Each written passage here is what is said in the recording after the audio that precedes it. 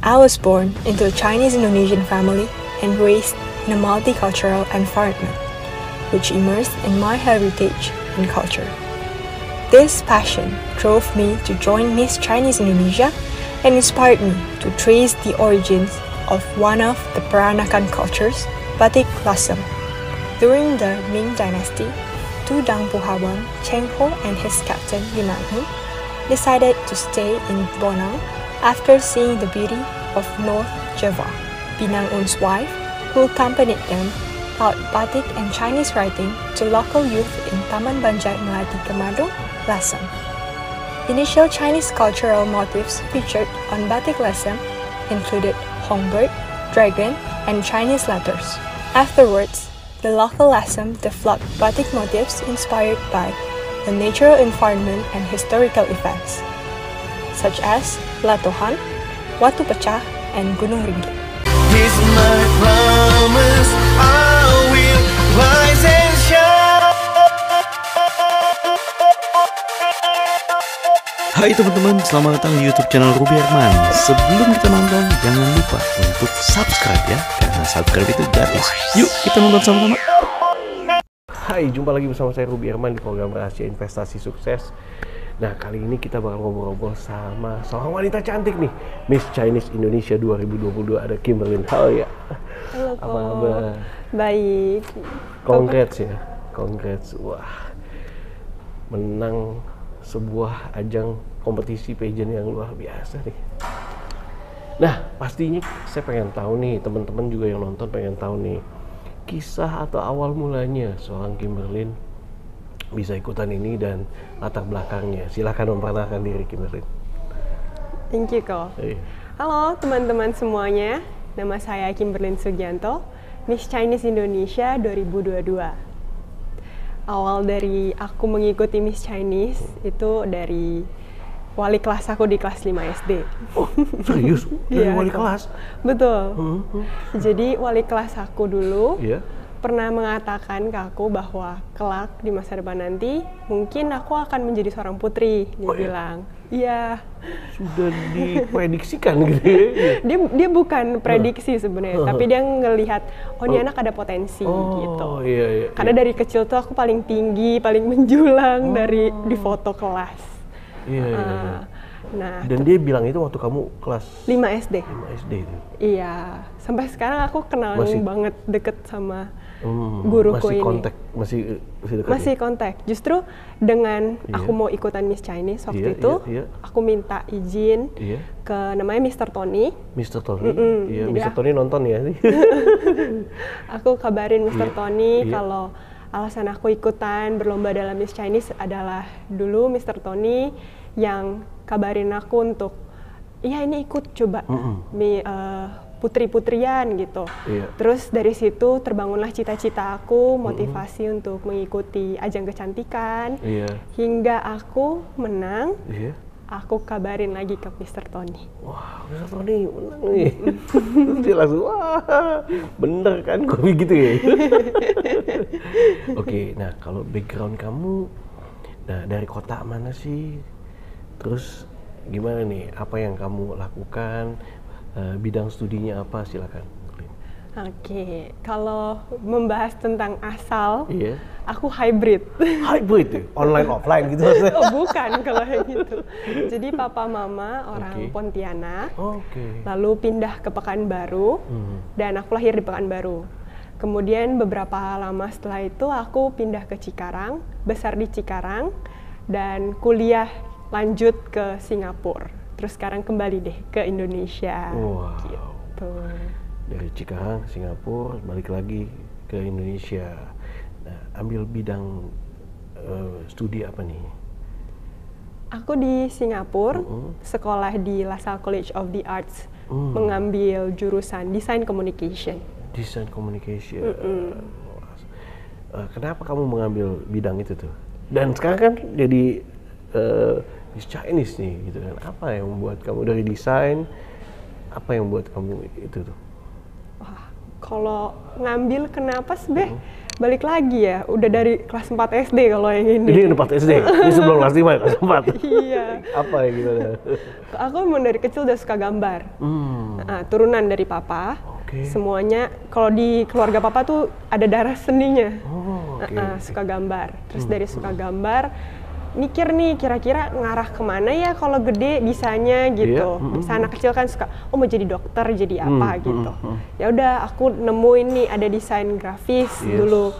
Aku tertarik, terus fokusin deh dari kecil sampai sekarang gitu, kuliah di desain communication. Desain communication. Kalau dari hubungannya desain communication ke Miss Chinese atau ke sekarang itu bagus banget untuk aku pikir lebih ke critical thinking. Terus juga aku belajar jadi brandingin diri aku sendiri gitu. Itu ya. Iya.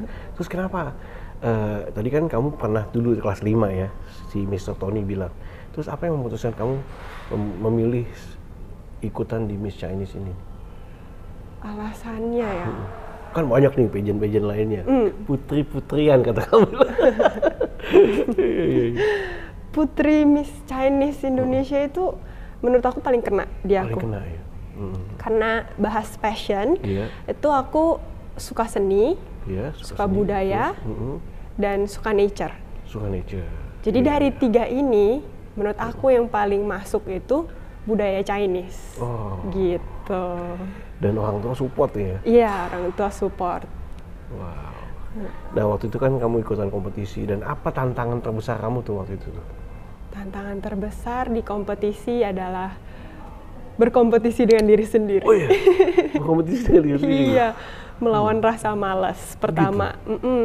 Karena itu namanya ini kali ya, cara otak kita menjaga diri kita. Kadang kan untuk memulai hal baru, ada pain atau sesuatu yang sulit harus kita hadapi, dan otak kita menjaga kita agar tidak mendapatkan rasa pain ini, dia datangnya kayak rasa malas gitu. Coping mechanism namanya. Nah, jadi disitulah aku berusaha untuk ngehandle diri sendiri gitu. Ketika aku mau mulai procrastinate, ini nggak seharusnya gitu. Nah, di sini sih yang paling susah kompetisi sama diri sendiri. Gitu ya. Karena kalau males, moodnya juga jadi males, ekspresi juga jadi enggan gitu ya. Sedangkan itu nggak terpancar gitu ya. Betul, paling penting tuh kan harus mulai hal baru ya kok ya. Iya. Wah, ini sih luar biasa. Nah, tadi kan banyak nih saingan-saingan gitu loh. Gimana kamu handling ininya? Nah, pasti kan kompetisi itu kan pasti ketemunya banyak ini kan. Sempat masuk ke 16 besar dulu kamu gitu ya. Terus gimana tuh? Sulit ya dibilang. Kan ada karantina gitu kan. Wah. Karena teman-teman finalis di Miss Chinese itu keren-keren. Bener-bener keren-keren, dan semua tuh bersaing dengan sehat. Saing sehat ya. Kita saling support. Bahkan sekarang setelah selesai tuh kita jadi temenan semuanya. Jadi temenan ya? Iya, itu yang aku terharu banget. Iya, bagus sih. Tapi walaupun kayak gitu, tetap kita tahu datang ini untuk bersaing, untuk kompetisi. Jadi harus sama-sama nunjukin kita pintarnya di mana gitu. Oke, nah kedepannya nih, apa ini yang akan kamu lakukan nih sebagai Miss Chinese Indonesia 2022 kan? Apa nih tugasnya nih? Tugasnya tentu jika ada panggilan dari Yayasan Eljon Indonesia untuk menghadiri sebagai Miss Chinese Indonesia 2022, saya akan aktif dan ikut serta. Kemudian juga saya akan aktif menyelenggarakan acara dari saya sendiri, seperti menggabungkan seni dari paper cutting yang datang dari Tiongkok, kemudian dengan budaya-budaya batik Indonesia dan menghasilkan paper cutting. Kemudian juga akan menyiapkan diri, mengupgrade skill untuk persiapan ke Miss Chinese World. Wow, Miss Chinese World, wah ini nih ya, akan berkompetisi di dunia internasional ya. Betul. Nah ini ngomong-ngomong, ini hasil karya kamu nih? Iya, betul. Jadi merantau? Iya, ini kalau kebaca tulisannya merantau di negeri singa. Belakangnya Wonder in the Land of the Lion. Wow. Ya, jadi Ada satu lagi juga di sini, In the Mind of Perantau. Iya. Dan ada satu set lagi sebenarnya, boneka, boneka. 2. Cuman nggak aku datengin. Oh. Nah, ini itu adalah hasil dari rasa down aku waktu aku kuliah. Oh, kamu pernah mengalami down gitu atau titik terendah gitu ya? Pernah. Iya, iya. Waktu itu di saat aku kuliah, di tahun kedua kita ada COVID ya, dan tidak bisa balik ke Indonesia selama 2 tahun. Iya, iya. Dan di saat itu aku merasa susah banget untuk belajar beradaptasi dengan culture shock dan dengan gak bisa pulang, kangen rumah, sebagainya gitu. Nah saat itu aku cerita bersama teman-teman aku, teman-teman Indo di sana gimana nih mereka. Terus ternyata aku menemukan hal yang sama. Mereka tuh semua juga kangen rumah. Kangen rumah juga. Dan dari situ aku jadi sadar. Oh sebenarnya cerita samaan itu bisa digabungin dan jadi penyemangat kita semua perantau Indonesia di Singapura. Gitu. Nah yang pertama ini di buku ini itu ada buku foto-foto, fotobook. Fotobook ya? Dari teman-teman gabungan semua nih? Betul. Jadi kalau kakak lihat, mungkin kakak bisa lihat sendiri ya. Dia diawali dari kegiatan di pagi hari pelajar Indonesia di Singapura gitu, di tempat tinggal mereka langsung. Ini kamu nih jadi yang fotografer ya? Fotografer ya? Iya, aku nyelinap biar mereka nggak ngerasa kayak keganggu gitu kan. Oh, bukan settingan tapi real ini beneran, ya? Beneran real. Keren. Jadi hasil karya ini ya? Kayak mereka tuh biasanya makan apa aja, segala macam. Terus kalau di hari-hari belajar. Lagi mandi lagi. Iya. Persiapan kan kalau tinggal di dorm harus keluar kan. Wah. Toiletnya nggak di dalam. Ini gitu. bisa jadi ini bikin art gallery ya. Iya. Ada satu foto yang menurut aku menarik banget kok. Jadi dia itu mungkin aku kasih lihat ya sambil Kokot ngeliat nih maksud aku. Ini ya. Di sini Koko bisa melihat segala sesuatu jadi satu. Ada laptop buat dia belajar. Ada ini saripati ayam untuk obat kesehatan, ya kan?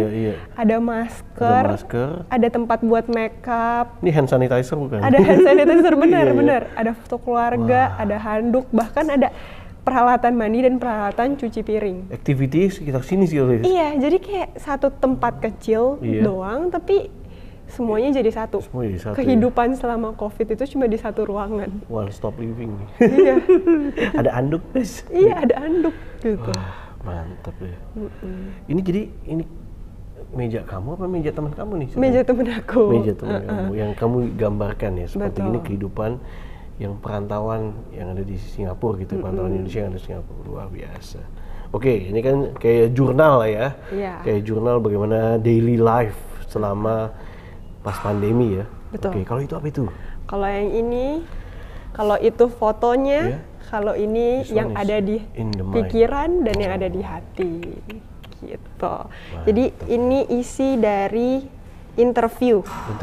Teman-teman kamu juga nih? Betul, orang-orang yang aku kenal lah, banyak kan. Nah, dimulainya itu dari alasan mereka, kenapa mereka merantau ke Singapura. Lalu ketika mereka menghadapi kesulitan di Singapura, kayak culture shock, bahasa dan segala macam. Apalagi kurikulum di situ kan belajarnya beda ya caranya gitu. Nah, kemudian ketika mereka menemukan cara untuk beradaptasi hingga mereka sudah settle, tapi tidak sama sekali menghilangkan jati diri mereka sebagai orang Indonesia. Wah, keren banget. Dan semua ada di ini ya tadi ya?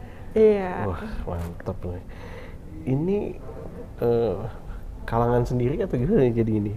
Bukan untuk umum atau? Oh iya, aku belum ketemu nih kalau publisher yang mau dipublishkan banyak. Yang nonton ada publisher, silakan hubungi Kimberly dulu deh.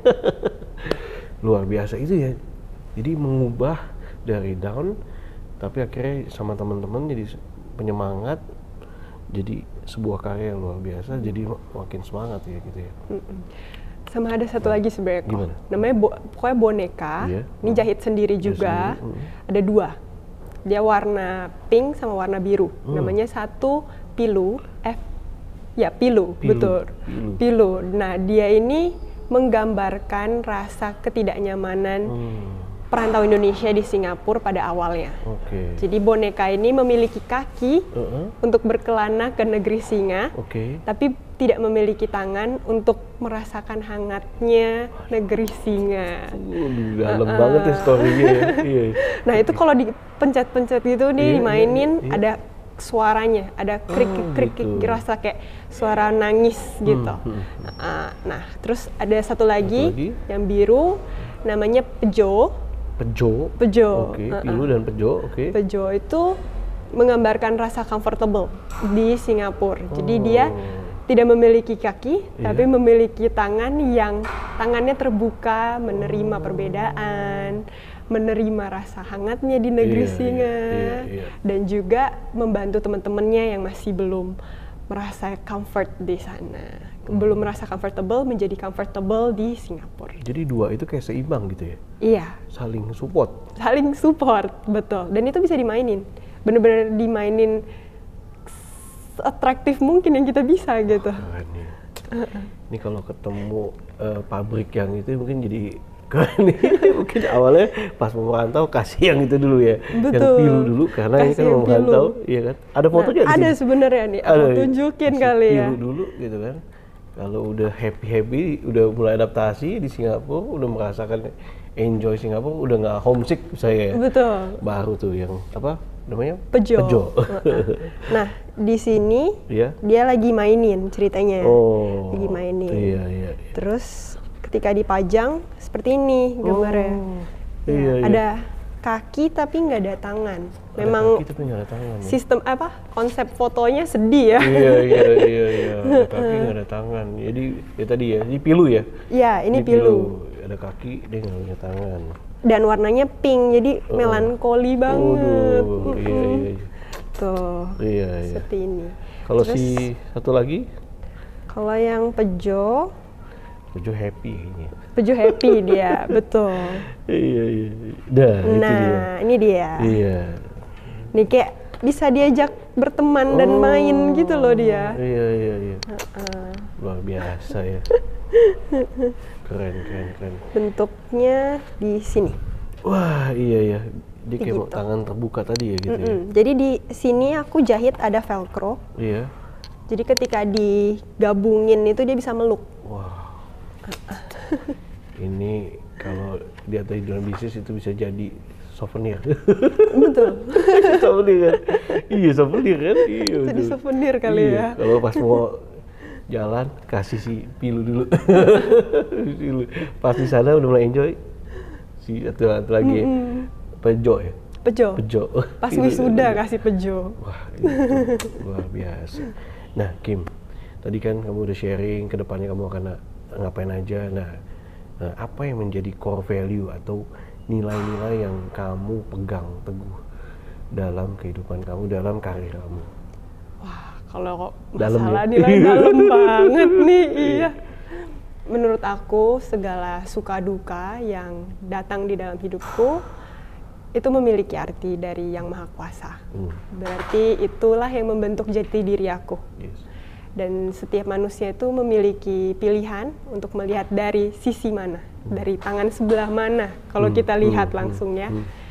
Dan ketika kita ngelihat dari sisi positif, bahkan duka sekalipun itu bisa mendatangkan kebahagiaan ataupun pelajaran hidup agar kita nggak mengulang kesalahan yang sama. Wah, keren banget. Tuh, luar biasa. Emang top banget nih, jadi pemenang cocok. Kim, sukses ya, thank you so much ya, sukses buat Kimberlyn ke pekerjaannya, ke hal yang akan dilakukan nih, ya kan. Semoga all the best punya dan juga bisa memberkati bangsa Indonesia, ya kan, terutama budaya dari Chinese culture dan lain-lain ya. Oke, nah teman-teman, jika teman-teman pengen penasaran sama sosok dari Miss Chinese Indonesia 2022, bisa follow IG-nya di mana, Kim? Follow IG saya di Kimberlyn.s. Jangan lupa .s, jangan titik yang lain. Oke, terima kasih. Sekali lagi sukses ya Kimberlyn. Demikian teman-teman bincang-bincang saya bersama Miss Chinese Indonesia 2022. Semoga bermanfaat. Jangan lupa follow dan juga subscribe YouTube channelnya Rahasia Investasi Sukses dan juga follow IG-nya Kimberlyn. Saya Ruby Herman. Bye-bye.